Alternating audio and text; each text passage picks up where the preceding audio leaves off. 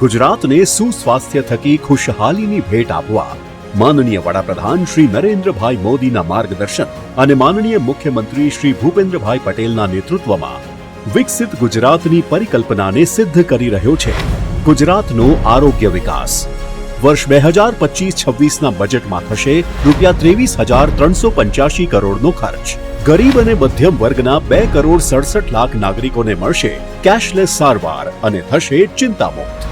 શ્રેષ્ઠ ગુજરાત પ્રોજેક્ટથી આધુનિક હેલ્થ ઇન્ફ્રાસ્ટ્રક્ચર બનશે વધુ મજબૂત, વધુ સર્વગ્રાહી। ગંભીર બીમારીઓ માટે મળશે અદ્યતન અને ઉચ્ચ સ્તરીય સારવાર। વિશ્વસ્તરીય નવીન ઉપકરણો સુનિશ્ચિત કરશે કાર્યક્ષમ આરોગ્ય સેવાઓ। રાજ્યમાં એમ્બ્યુલન્સની સેવાને વધુ તેજ ગતિ આપવા 200 નવી એમ્બ્યુલન્સનો થશે ઉમેરો। આરોગ્ય ક્ષેત્રે આવી અનેક પહેલો થકી સાકાર થઈ રહ્યું છે વિઝન વિકસિત ગુજરાતનું, મિશન જનકલ્યાણનું।